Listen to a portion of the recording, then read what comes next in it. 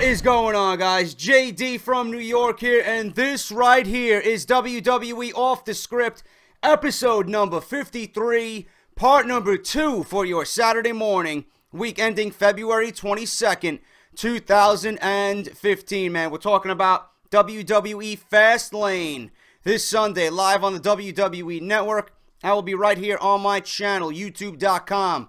JD from NY206, giving you a live review and results video immediately following its conclusion, man, on Sunday night. Make sure you guys tune in to my channel, 12 midnight, and I will have a full review and results video. My pay-per-view videos have been doing so well, man. I thank each and every one of you, not only for that, but for Off The Script, man. You guys are blowing it up for Off The Script, and I want to thank each and every one of you, as always, for your continued love and support. If you guys are not following me on Twitter, at JD from NY206, if you guys are not subscribed to this channel, man, I have no idea what the fuck you are waiting for, man. This is, without question, the #1 source for WWE news, rumors, and 2K15 content with Mr. 9 to 5 right here on YouTube.com. If you guys missed any of my previous WWE 2K videos and my Monday Night Raw review from this week, Off The Script last weekend, everything you guys need is down below in the description, all right? Let's get on with the news, guys. I got big CM Punk. Yes, I know. I'm not giving you guys false information. CM Punk is not coming back to the WWE. I'm not going to report anything that we all know is fake. I only give you guys possible credible details about happenings within WWE right now, man. I'm not going to get your hopes up and then just snatch them away and fucking destroy them. I'm not going to do that. I would love CM Punk to come back to the WWE, but that's not in the cards right now, man. He's prepping for UFC. And I got a big news story about Brock Lesnar offering to help CM Punk and train CM Punk for UFC, man. That is going to be the top story today on Off The Script Part 2, episode number 53. But before I get into that, obviously it's going to be a CM Punk episode. I want to give a shout out to Joe Cronin. Joe Cronin Show. Been through a lot with his channels, man. Just got Spectrum Gaming back. He's working on Joe Cronin Show. That's his main channel. He landed a interview with Maria Kanellis. The Maria from Ring of Honor, okay? If you guys remember Maria back in WWE. He landed an interview with Maria, okay? Former diva and current Ring of Honor star. She recently made an appearance on the Joe Cronin Show. Give it up for Joe, man. Doing his fucking thing. And this was all over the dirt sheets, man. They shouted Joe out. They listed his name. They fucking posted the video. Shit, man. That did very well for him. And I want to congratulate him on that. So Joe interviewed Maria. During the interview, Kanellis discussed CM Punk's departure from World Wrestling Entertainment in 2014 and his decision to join Ultimate Fighting Championship. Did I think he would leave WWE that way, she says. Yes, I had a hunch. He's a very strong person. When you beat someone up that long without some humanity, it takes its toll. I did that schedule, but not like he did. Your body gets beat up. People who want to criticize him, try it for one weekend. She also discussed Punk trying to grab endorsement deals for himself and there being double standards within WWE. Some people's voices get heard more than others, just like any other business. A lot of it has to do with timing. Right place, right time, and it's yours. I think it happens a lot, just like anywhere else. Kanellis and Punk had previously been in a relationship several years ago. She is currently married to and managing Ring of Honor star Mike Bennett. If you guys want to go check out a portion of that interview with Joe Cronin and Maria, I will definitely post the link in the description below. Go and check it out. Go support it and go watch it. I believe it's 4 or 5 minutes long. If you guys want to see the full video, I believe you're going to have to subscribe, paid subscription, to Joe Cronin's channel, all right? So I'm going to leave that link to the video on his Joe Cronin Show channel down in the description below, man. But this is old news with CM Punk. You know, everybody has their say about why he left WWE, how they feel about it. Everyone under the fucking sun left their opinion on it. I certainly did, but we're going to move on from that, all right? more CM Punk news. Listen to this story. During a recent edition of the Bauer and Pollock podcast, never heard of these guys before, former WWE writer Court Bauer described an incident. Maybe if he's a WWE former writer, I should start listening to it, all right? I never heard these guys before. I definitely heard of Court Bauer before. I know who he is. I didn't know that he had a podcast, all right? But on his podcast, he's a former WWE writer, he described an incident in 2005 when HBK, Shawn Michaels, and Triple H buried CM Punk backstage in front of Vince McMahon. One time, Triple H, along with HBK, buried CM Punk. I think it was his 2005 tryout. Maybe he didn't know the name and wasn't familiar with who it was, but they buried him. They annihilated his look and his work, and I'm like, you just sunk the guy in front of the chairman. They were shredding this poor guy to bits, pretty much. Michaels denied that story during Tap Out Radio on Sirius XM Radio, saying he's never even met Bauer before. I had someone tell me, Triple H, he buried CM Punk. One, I never even met the guy, Bauer, speaking of Bauer. Supposedly he worked for us. Dave Lagana will tell you, as Punk will, that I was one of his biggest fans, Michaels said. The reason WWE didn't like him is because he had a bad attitude. I've never seen anyone's tryouts. They usually have them at the beginning of Raw. I don't know what to say about this story. I don't think I believe Shawn Michaels in not knowing who Bauer is. I really don't know, man. But this was something along the lines that I figured you guys wanted to hear. It all ties in with the CM Punk theme for this Saturday, so I figured I'd throw that in there. Again, you know, stories being thrown around about CM Punk being buried by Triple H and several other WWE superstars, but in this instance, in this story, in front of Vince McMahon back in 2005 when he was just coming up to the WWE. All right? Now, the story that you guys are wanting, man. Phil Brooks, CM Punk, being trained by Brock Lesnar. Is this true? Here's the full story on that. In a recent interview with Wisconsin News, TMJ4, former WWE superstar and current UFC fighter Philip CM Punk Brooks revealed that WWE World Heavyweight Champion Brock Lesnar has offered to help him train for UFC. I've talked to Brock Lesnar and he's offered all his help, even if it's just to bug him with a stupid question, Brooks said. It's cool to know he supports me. He's a good guy to know, I think. I think MMA is pro wrestling. If you go back to the early 1900s and the whole genesis of professional wrestling, and then you go back to the early beginnings of MMA, it was all pro wrestlers. The characters, the action, the media, the mouths. There's a reason people are interested in this, whether it's good or it's bad, whether they love me or they hate me. Punk also discussed when his first fight with the company would likely take place. I'm not sure when I'll make my UFC debut. My attitude is I'd fight tomorrow, but I'd pretty much know the outcome. I'm on an accelerated path. This is college, and I'm cramming 4 years of college into 1 year. I've been a little over 1 month now in training, okay? 5 more months to go, and we're going to sit down, and we're going to talk, and we're going to see where my weight is at, where we're going to see how I feel. It's no longer just up to me. It's up to my coaches. This is just a guess, and I'm saying October, November, December. But we'll see. I'm fully aware it could be later than that. Could be earlier than that. I just don't know. Lesnar is a former UFC World Heavyweight Champion. He retired from MMA following a loss to Alistair Overeem at UFC 141 due to complications with a serious intestinal disease. There are ongoing rumors that he may be considering a return to UFC following WrestleMania 31, although those plans have yet to be confirmed by Lesnar himself. Phil Brooks being trained by CM Punk, it is absolutely amazing to just think about. That team working together to get Phil Brooks, CM Punk ready for the UFC. I'm all over that, man. That would make headlines. That would be fucking something to lay our eyes on, being CM Punk being trained by Brock Lesnar.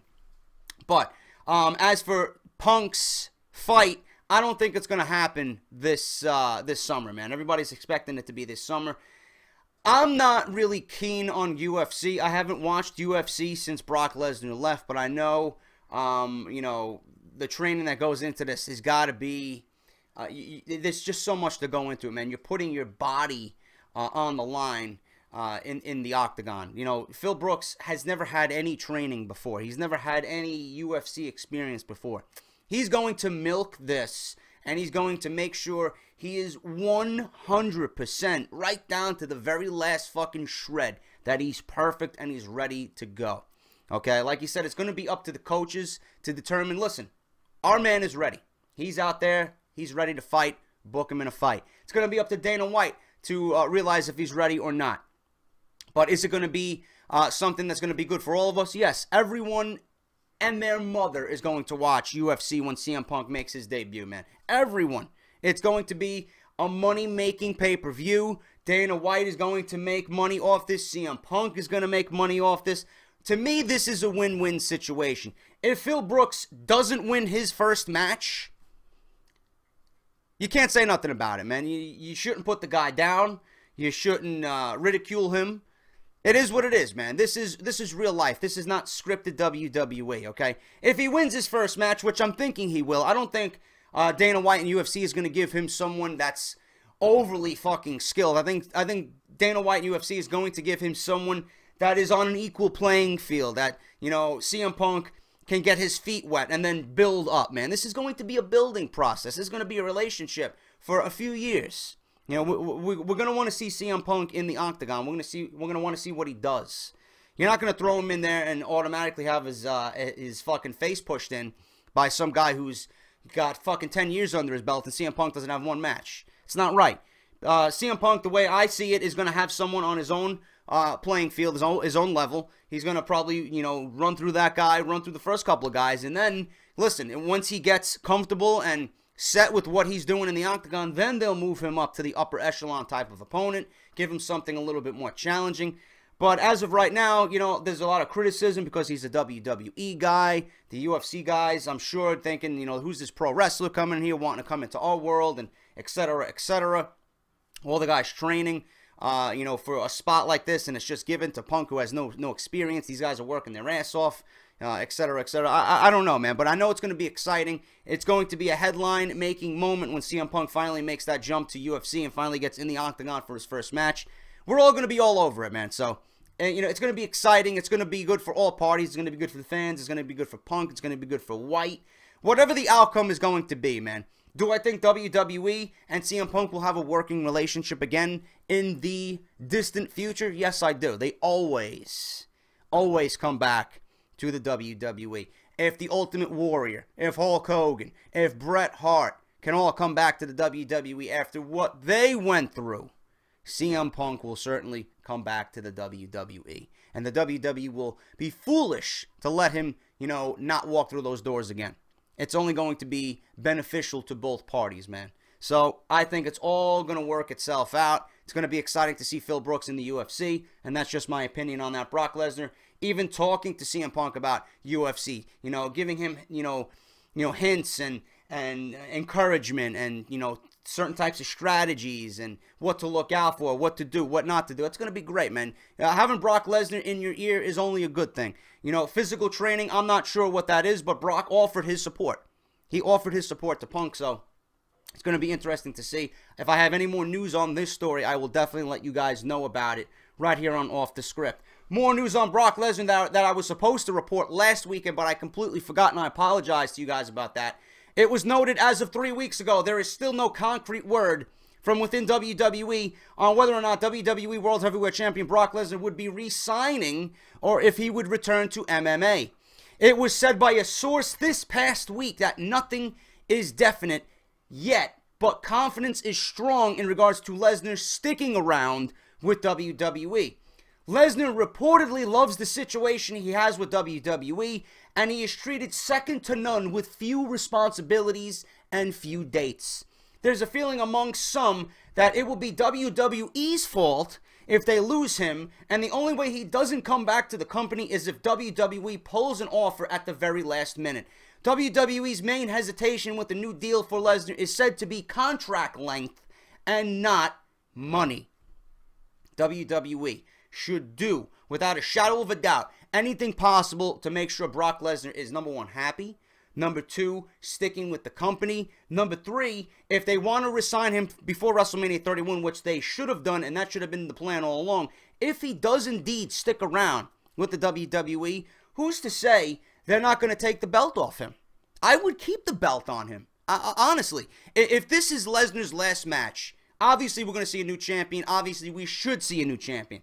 If he sticks around with WWE, I think the right decision here is to keep the belt on him. I don't think anyone in the past decade has brought prestige back to the WWE Championship. I don't think anyone in the last decade has brought importance back to the WWE Championship more than Brock Lesnar, being that he's only on a limited schedule. There's no one in this business right now that legitimizes a championship like someone like Brock Lesnar. Nobody. I don't give a shit if you hate him. I don't give a shit if you're upset with him because he's not on TV. Every time he's on TV, it's important. When you know Lesnar is there, it's important, okay? This is a champion. You know, the world champ, if I was running a business, if I was running an organization, I would not have the world champion on every show. You know, this gives opportunity, and I mentioned this. This gives opportunity to the Ambroses, the Wyatts, the Barretts, the Bryans, the Rollins. You know, fuck Kane and fuck Big Show. These guys should not be in the main event. You know, it gives opportunities to these young guys to showcase these young talents that you got, the future of the WWE. Put them in the main event, you know. It gets those names to a wider audience, a broader audience. You know, it gets those guys main event level matches, and, you know, it just puts them under the spotlight. Lesnar doesn't need to be there every week, man, and I'm sticking to my guns on that. You know, WWE could have done this a little bit better. They could always do things a little bit better. Do I think The Undertaker's streak should have been broken by Brock Lesnar? No. But it is what it is, and it's done. So now WWE, if they want to resign Lesnar and they want to keep him around, I would keep the belt on him. And, you know, just build and build and build more prestige to that belt. And have him drop it in the summertime, man. It would be more important. It would be a bigger win for whoever pins Brock Lesnar. If it happens at WrestleMania, you know, everyone's predicting he's going to lose the belt. Everyone's predicting that he's on his way out of the WWE. It's just going to be too predictable. If Lesnar keeps the belt and walks out of WrestleMania with the belt, or maybe we see a Seth Rollins cash in and we have Seth Rollins and Brock Lesnar feuding, that could be something different, man. All I know is this is in WWE's hands. If they want to make an unpredictable WrestleMania, they certainly have the power to do so, and all it takes is Brock Lesnar to resign with WWE. So if I hear anything about Lesnar resigning with WWE and sticking around, if I hear anything newsworthy about him possibly keeping the WWE Championship, which I think if he does sign would be the right decision, I will definitely let you guys know right here on Off the Script. More CM Punk news. This is actually kind of pathetic, and I read this as of yesterday, and I wanted to put this on the show today. Around the time of Thanksgiving, CM Punk shocked the wrestling world with his appearance on Colt Cabana's Art of Wrestling podcast. Punk gave a tell-all story surrounding his WWE departure from January of 2014. Perhaps the biggest talking point from Punk's story was his shaky health status leading up to his departure from WWE. He recalled numerous occasions of WWE mistreating him, mentioning Dr. Chris Amann by name. The best in the world ripped Amann for misidentifying what turned out to be a deadly staph infection and giving him a Z-Pack to take for his ailment. In response to Punk's comments, WWE Dr. Chris Amann has decided to file a lawsuit against CM Punk, real name Phil Brooks, and Colt Cabana, real name Scott Colton. The Cook County Record in Illinois broke the story, revealing Amann is seeking more than $1 million in $1 million in damages, okay? Additionally, Amann is looking for an undetermined amount of punitive damages due to his belief that Punk's actions were so harsh. Amann also noted that his lawsuit stems from Punk's claims about him, which he said are completely untrue and false. According to Amann and his legal team, Cabana is also included in on the lawsuit due to him letting Punk ramble on, therefore playing a role in what had transpired. I don't understand this. I think this is just Amann being desperate. If CM Punk got lawyers to give him all the royalties and get all that shit washed away, I have absolutely no doubt in my mind CM Punk and those same lawyers are going to squash this, man. This is pretty much Chris Amann, and from what I can tell, Chris Amann is like a little fucking baby. He's being ridiculed and he's being bullied at the schoolyard. Oh, you're talking bad about me. This is a lie. I didn't say this and I'm going to sue you now. That's all that is. That's all that is. I don't see WWE or Chris Amann winning this lawsuit. Absolutely fucking pathetic. Grow up, man up. If you made a mistake, admit it. CM Punk would not have talked about it if it wasn't true. I honestly am going to take CM Punk's side on this one. I do believe something like that was done to CM Punk. I could definitely see that happening within WWE with all the other political garbage that we hear going on within WWE. This does not surprise me whatsoever. You know, risking the man's fucking life, for God's sakes. CM Punk would have not talked about something like that, his life, you know, a near-death experience, if it wasn't true. That's just my honest opinion on this. I think Chris Amann is being a little fucking pussy, to be quite honest with you, and he feels like he's being bullied and he's being ridiculed and lies are being told about him, so now he wants to seek punitive damages and he wants all this types of money for, you know, inflammatory remarks. Give me a fucking break, man. Absolutely fucking pathetic. I honestly believe CM Punk, if he got all that other bullshit with royalties and WWE to give him what, you know, the money that he's owed, I'm certainly thinking that CM Punk is going to take those same lawyers and get all this squashed away and just sweep this under the rug, man. This is absolutely fucking pathetic, and I figured you guys should know about that one as well. According to the latest edition of the Wrestling Observer newsletter, WWE developmental talent Zara Schreiber, the one that was seen naked in this whole Seth Rollins scandal, she may actually get paired with Baron Corbin in NXT. Schreiber is a female superstar whose nude photo was leaked through Seth Rollins' social media accounts via his ex-fiancée in February. Schreiber's name became well known on February 9th when Rollins' ex-fiancée posted an image of her taking a nude selfie, reportedly for Rollins' personal use. What personal use that was, I don't know. Okay, I'm sure I do know, but I really don't know. On Rollins' WWE-approved Twitter, Instagram, and Facebook accounts, she then posted nude images of Rollins on her account, causing a media wildfire about the trio's rocky backstage relationship. According to the report, there has been talk between WWE NXT officials about sticking Schreiber on the arm of Corbin on the NXT program. The ultimate reasoning behind this discussion is because both superstars have a good number of tattoos on their bodies, and they need a way of adding her to the program. Such a simplistic, lazy, uncreative way to think about it, but you gotta look at it this way. She's hot, she's fucking in the news, people want to see her, people want to see what she's about, get her on TV, that's all that fucking matters to me, alright? And finally, guys, more NXT news to close out this Saturday's edition of Off The Script. Finn Balor's push towards the NXT main event picture comes because WWE officials are very high up on Balor. Not only is Triple H firmly behind the former Prince Devitt, but but he also has the support of Vince McMahon as well, which is surprising to me. And Vince is a big fan of Balor.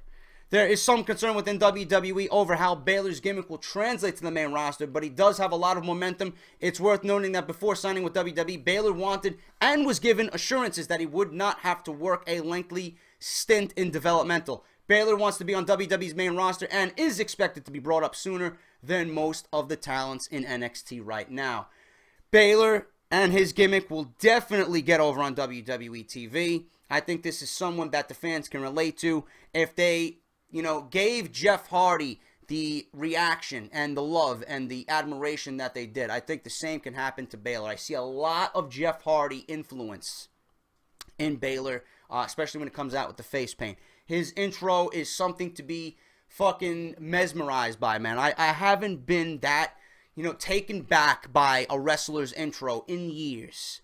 You guys might not see it as something too spectacular, but in WWE land, in the universe that is WWE, certainly it commands your attention. And I think something like that is going to get on the fan side, and they'll be like, wow, what is this guy? Who is this guy?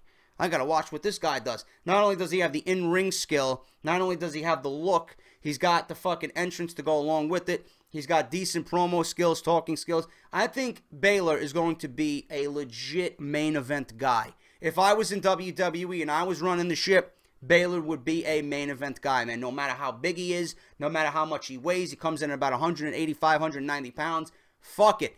The guy can put on matches like you would not believe. And he's got a gimmick, a name, and a fucking entrance that are going to command you to watch what he does, man. Especially when he gets dressed up for special occasions, pay-per-views. Can you imagine on a grander scale, a Royal Rumble, a WrestleMania, a SummerSlam, Balor coming out the way he does for the NXT Live specials, man. I can't wait to see his push towards the NXT World title and then eventually up to the main roster, man. It's going to be an exciting time. I'm a big Finn Balor guy, man. I can't wait to see his transgression to the main roster and all that, man. I can't wait to see how he progresses. It's going to be fucking exciting for us WWE guys. You know, I wasn't too familiar with what he did in the independents, but now that he's in WWE, all that he's did down there, for you guys who are very familiar with him, he's going to be doing that under the microscope. He's going to be doing that under the spotlight, under the WWE banner, man, and it's only good. It's only good for everybody, and I can't wait to see how this guy progresses in his career within WWE, man. I'm glad Vince McMahon is on his side, according to this report. We don't know, man. It could change from week to week. Vince could fucking sour on the gimmick like that. You know, we don't know how he thinks about NXT guys, man. Paige, he soured on Paige at first. He says the same thing about the Ascension. They're over the Ascension already. You know, they got to grow on you, man. They got to grow on you.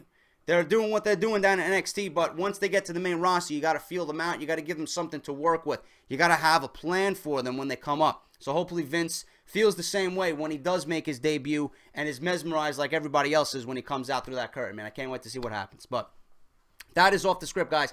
I'm going to tell you guys right now, I have no more news for the week, man. It's been a very, very slow week. I gave you what I could. I might not have an episode for Sunday. I just might not do it because I don't have any news. I'm not going to do a Fastlane preview and predictions. I'm just not. If you guys want me to, if you guys want me to talk about it, let me know in the comments. But as of right now, I'm bone dry for news. I have absolutely nothing. I have all my notes gone. This was the last piece of news I have in my notes. Let me know what you guys want to see tomorrow. If you guys want to see a Fastlane preview and predictions video, I will certainly work on it before Sunday morning. If not, I don't know, man. I might not do it. I just might take the Sunday off and just relax and, you know, go to work and then come home and work on my Fastlane review for you guys on Sunday night. But let me know what you guys want. If you enjoyed the video, hit that thumbs up. Let me know what you think about these top stories on Saturday morning. If you enjoyed the content, please let me know down in the comments below. Like, favorite, share, subscribe, all that shit, man. Subscribe if you're not subscribed to this channel yet. I don't know what you guys are waiting for. And if you're not following me on Twitter, at JD from NY206. All right. Let me know what you guys want to see tomorrow. Video or no video. And I'll let you guys know via Twitter, all right? Until then, guys, take care, and I will see you all, regardless of what happens tomorrow, for Fastlane on Sunday night, right here on YouTube.com, guys. I'll see you later.